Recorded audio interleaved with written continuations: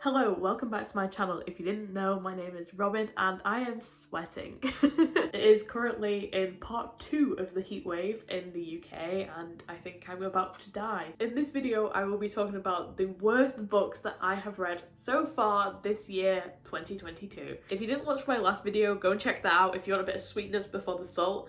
But the last video that I did was my favourite queer books that I have read so far this year. And I've loved every single one of them. They all hold a really special place in my heart, so please go and check that out. So today we will be doing the worst books that I have read this year so far. The books I've included in this video actively elicit anger inside of me, and there's only 4 books that have really just not hit it for me. But without further ado, let's dive in. I will be going from least worst to very worst. Coming in at number 4, the least worst book that I've read this year is Under the Whispering Door. The thing is, I had such incredibly high hopes for this book. I haven't read any TJ clues of the book, but I know that Under the Cerulean Sea, that or whatever that book's called, had such high amounts of praise, and I got this on release day. And I remember trying to fight for my life, trying to find a copy of this book, and it was sold out online, and I went to my nearest Waterstones and was like, I need this book, I need a copy of this book. And luckily they had 1 copy left, and here she is in my arms. To think I went through so much to get so little out of it it's just upsetting. I had high hopes because I know that everybody else loved that first book. And I went into this being like, well, this is a highly regarded author, a queer story as well. It's got queer characters, so I definitely was like, well, this is my bag. This is exactly what I want. So let me just paint a small little picture of what this book's about. If you have no idea what this book is about, it follows the main character Wallace, who is an arsehole. Wow, shocker. We begin part 1 opening scene. Wallace runs a law firm. I don't know if he's the manager, owner, but he's the head boss at a law firm. And he's currently talking to somebody in the process of firing this person who is currently crying and just telling them how awful like a time they are having. And we get it from inside Wallace's head that he's like, come on, hurry up so I can fire you. I want to get you out of this building. You know, terrible person, let's just put it that way. And my first initial thoughts when reading this was like, I hope that this isn't the main character. I really fucking hope this isn't the main character. Spoiler alert, it is. The main character is a rich white dude, and how awful he is, and then his redemption arc. And if someone had pitched this book to me beforehand, I would have never picked it up because no man deserves a redemption arc. You're all terrible, but apparently, TJ Queen thought that this guy needed one. This isn't the spoiler, this is the main sort of storyline of the book. Wallace dies and is taken to the afterlife. Before you pass on to the next part of the afterlife, you go to a middle ground basically that's on Earth that readies you for going into the afterlife. I know, bear with me, just bear with me. And so he is taken to this middle place that is on Earth that's called Charon's Crossing. It's just so incredibly on the nose. Where he meets a ragtag couple of dudes. A Grim Reaper lives there called May, very fantastic character. I loved her, that was a positive, the only positive I think. And then there was the person who's going to help him cross, who isn't a Grim Reaper, just sort of like someone that helps him cross into the afterlife, I guess. And there is also another person who lives at this tea shop who is just the granddad, because he didn't feel the need to pass over, and so he's just been able to hang out at this tea shop forever as a ghost. So Wallace gets taken to this middle ground. He's not very happy about it at first, but then his character like weirdly changes and he's just like fine with it. Hugo, the crosser overer, is like, I can tell you're nervous, I can tell that you're scared about this. And Wallace is like, no, I'm not. Immediately after that, Wallace is just like fine with everybody. It's literally just Wallace's redemption arc of just trying to find humanity, I guess. And he falls in love with Hugo. Wallace and Hugo fall in love and it feels extremely forced and out of nowhere. And I don't care. Like, I just didn't fucking care about this character. I don't care. He was so terrible at the start, and nothing that he could have done would resolve him from any issues I had with him. He was just a terrible person. and he was just horrible, and I didn't care for him. I don't care about his character, I don't care about his redemption arc. Obviously the story is a little more complex than that, of just sort of like Wallace coming to terms with his humanity, what he did in his actual life, and a lot of time isn't spent on him being like a terrible person. Everyone takes the mick out of him because he was like rich and he just didn't use his money for anything, and it's like, well, did you really have a life because you spent all your time in work? And Wallace is always like, well, no, actually, I was working really hard to enjoy my life, and I just didn't do that. And that's like the main conversation point around Wallace, and not even the fact of like how terrible of a person he was. And like even he says at one point that like he's a terrible person. Hugo is like, well, yeah, well, we all have our flaws, and I'm like, there's having your flaws and then there's actively being just a bad person. I really think that this book did not handle that well at all. I really don't think, if you're gonna have a chaos character, there needs to be so much more conversation to be had than what was going on in this book. It was very surface level. The conversations around Wallace and his person and his character and everything that he did, and he had no consequences. There's a part where Wallace decides that he doesn't want to cross because he wants to live with Hugo forever, and there's a weird twist that says he can't do that and he has to cross. He has a week to be able to cross, and there's just this really like forced in montage of Wallace getting Hugo to ring up all these people he's wronged and basically like sort it out for him. And like I said, it just feels so forced. Like it feels like his redemption arc was almost like an after fact of just being like, oh shit, this guy was a really shitty dude, we have to make sure he's resolved of all consequences by the end of the book. It was difficult to read. It wasn't exciting. Like I said, the character had been built up so much as a bad person at the start that I didn't care what happened to him after. I don't care. The conversations around death, around grief, didn't hit for me at all. Like, it just felt really, really surface level. If you want to read a book about death and grief, read Crying in H Mart. I think that has like a really much deeper connection to grief. And I think that this was just dancing around ideas. It didn't really dive into anything, particularly for me. It was boring, and I didn't like the characters, I didn't like the story, and the twist at the end I really hated as well. I was waiting because people were saying that this was a really sad book, and I cried at one moment in the book that had nothing to do with any of the main characters. None of the main characters were interesting enough, the twists weren't good enough, and I just have to say that this book fell so flat to me. Like but I don't know if that's because I had really high expectations as well.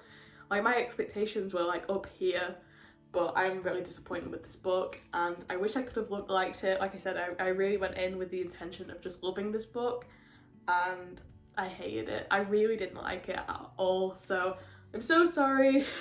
Maybe I'll get around to reading more TJ Klune, but it's not happening. This wasn't for me. This definitely wasn't for me. Almost as if like someone knew, because I did spill like juice all over my book, which is a signed edition book. You can see there like the watermarks. I didn't spill it. My cat knocked my drink over, so now I have a spoil. I can't even sell this, so now I just have a ruined Under the Whispering Door edition. So that's nice. We love that for me. So the third worst book that I read this year was Gallant. I think it's Gallant. So I got this in an Illumicrate box, and I was very, very excited for this because I know that v.e.schwab has been sort of crowned the queen of fantasy, and as someone who is a big fantasy lover, I've never read any of her stuff, and I thought, this is the time, alright? This is actually the time that I sit down and I read some, and I'm very, very excited to do so because I know how highly they are regarded. Tell me how this is one of the worst books I've ever read. I will say this, I will read some more v.e.schwab. I think this book hasn't been well received all around, so I will read some of the more higher rated work just because I'm very, very interested in them as a person and the hype. I'm interested in the hype that people have around v.e.schwab, but this was awful. And I can't even tell you anything about it. I couldn't tell you what the main character is called. I couldn't tell you what the plot was about. I just know that this was boring. It was just incredibly boring. It's literally just over 300 pages. It's tiny, and it was just such a slog to get through. I really didn't enjoy this book. It follows Olivia, our main character, and she's currently in a children's home. She doesn't fit in with anybody around her.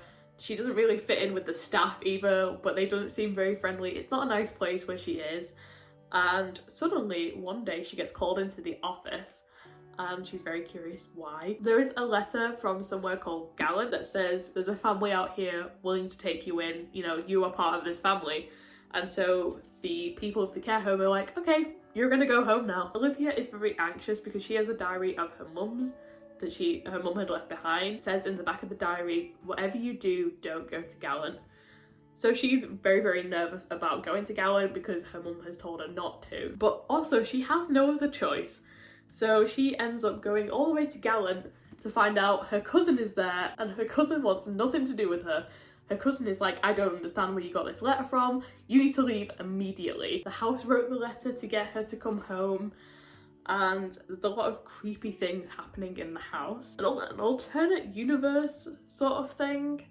Like, if you cross the garden wall, it goes into the house, but like the house backwards. Death lives there, I think. And he's not a great guy. And he wants to come out into the actual world and take everything. So it's like, people who live in Gallant's house is like, job to keep death at bay.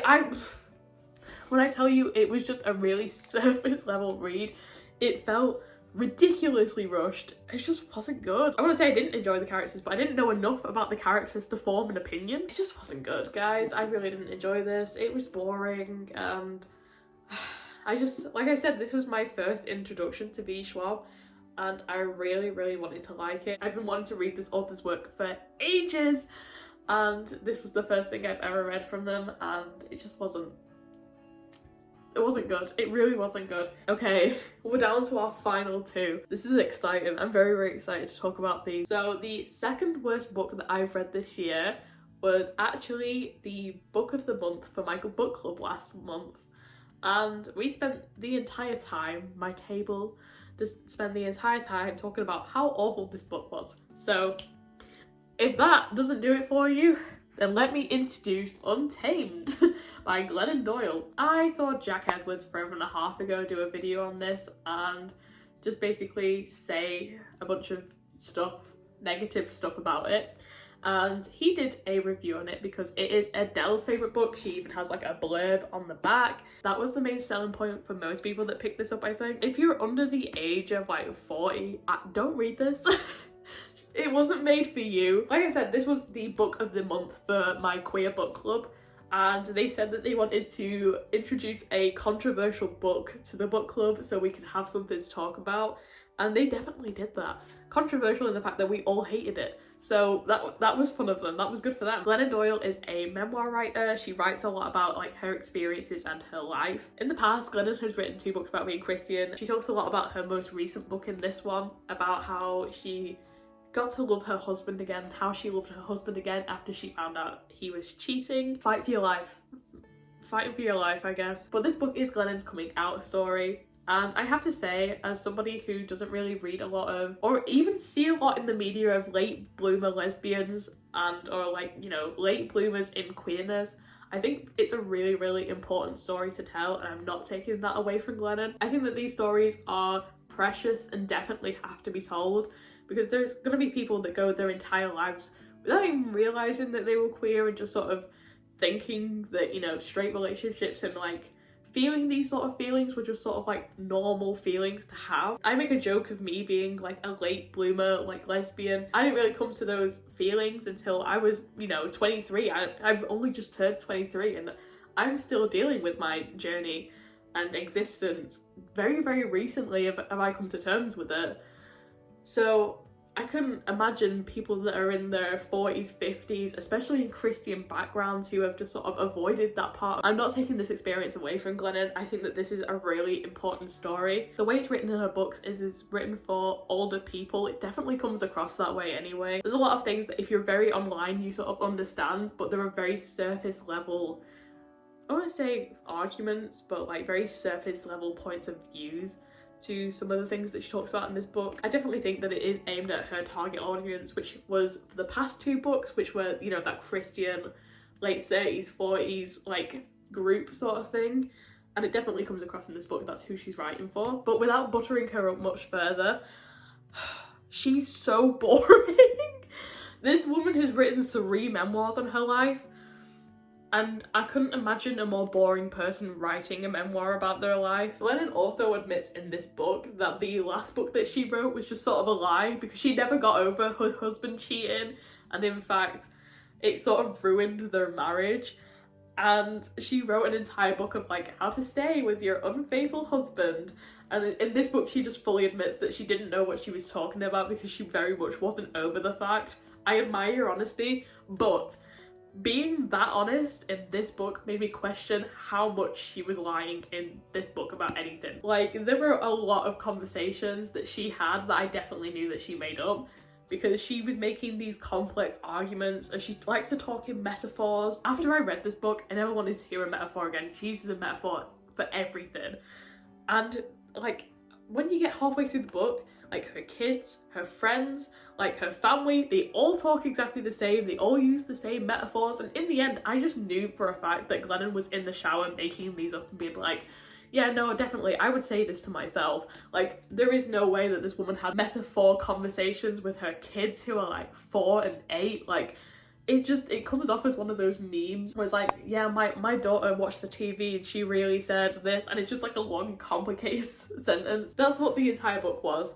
And when she admits about the last book not being as honest because she didn't get over her husband cheating, it made me think, like, yeah, and you're not being honest in this one, my love. Like, there is no honesty being shown here. She comes out on social media, she posts a picture of her and her wife. She says in the book that this experience was overwhelmingly positive. I just want to say that the privilege that this book has is insane. Like, it's not even funny the amount of privilege she has and just sort of ignores, because she talks about how everyone was really positive and nice, but you know for a fact that, like, she has a social media team deleting comments so she never sees them. She's a rich white woman. She has a lot of privilege, and a lot of her conversations come from a really privileged perspective. Underlying, I don't even say an underlying tone, because she has a tone of white saviorism. She has a whole chapter dedicated to being a white savior, and she talks about, you know, black issues. And like I said, this is coming from like a white rich woman who's only just starting to learn about these issues. Like,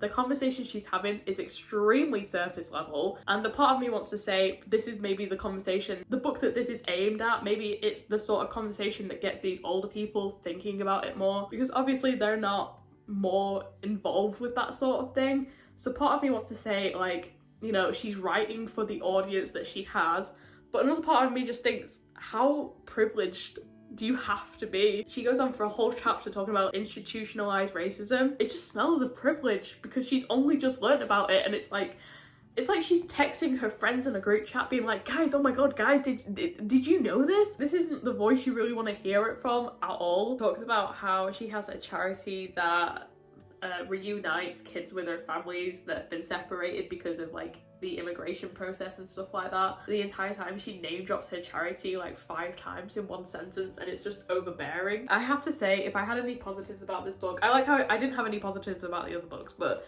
I have to say that the only time I enjoyed this book is when Glennon Doyle was being brutally honest.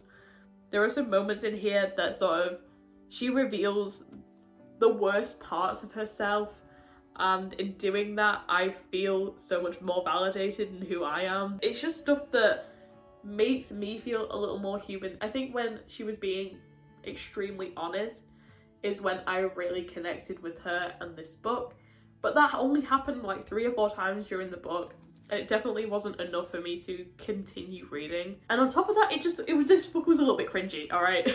She keeps comparing herself to being a cheater, and I just know that, like, you know, why mums have that on like a glass somewhere, like, release your inner beast. You know what? Burn all self-help books. I wish all self-help books are very we don't need them. And that's about it. So the number 1 spot. I want to talk about this book a lot because it has an entire video dedicated to how much I hate it. That is, of course, The Midnight Library.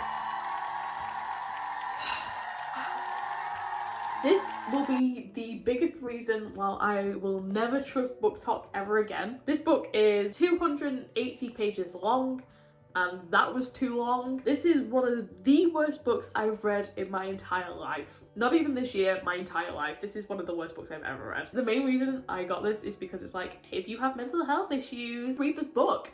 And I do. I have several. The list is long, my love. Like, the list of how many I have it hits the floor.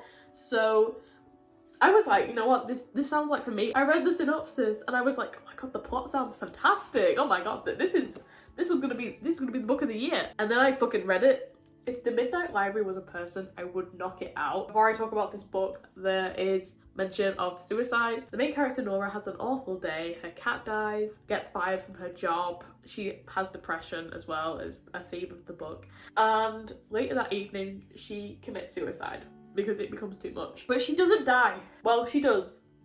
Kind of. She goes to this place called the Midnight Library, which is sort of like an afterlife thing or like a midlife thing. I don't know. You'll get the gist of it in a minute. And she goes to this library and she is just like begging to die. She's like, okay, can I get passed over now? I just want to go to the place where I'm like at peace. And the librarian is like, no, see how many other lives you were miserable in first. And she does. And then she does like 3 of them and she comes back and she's like, are we done now? And like the librarian is like, well, if you were done, you wouldn't want to be here. So the character gets to experience all these different lives if she'd done something differently, and all of these lives seem to be amazing. Like, you know, she goes, she's a rock star, she's in the Olympics. Towards the end, she jumps into a life that is like only a straight man can write. So this Nora character, the main character, you know, she is unhappy with her life and how it has turned out and how she feels like she needs to do more with it. And that's sort of like the main reason why she's visiting all these lives. And so the perfect life, she realizes the final life that she goes into, she's just a stay-at-home mum. Talk about doing stuff for life, doing stuff. If you want to be a stay-at-home mum, you know, congratulations. It's a really hard job being a stay-at-home mum. I'm not saying anything different, but this character who's had a lot of issues surrounding her depression and having issues with not feeling like she's achieved enough in her life, and Matt Haig was like, yeah, like she's gonna end this and actually she's gonna be like really in love with a guy, and like her whole purpose the entire time was just to be a mum and a partner, and that is what will make her happy, just conforming to society's rules that women should just be wives and birth givers. Alright, yeah, I think that's a really perfect place to end the book. Like, I hate this book so much. I really hate this. It doesn't even stop there. It doesn't even fucking stop there. So Nora is like, actually, I don't want to die now that I can see that I can have this stay-at-home future. And so she wakes up from the life that she committed suicide in and is like, I just take one step at a time. And she just wakes up sunshine and rainbows. She has depression. It's what the whole story was focused around. Yeah, well, when she wakes up, she won't have to deal with that depression anymore because depression just disappears. Did you know that? Did you know that depression just disappears?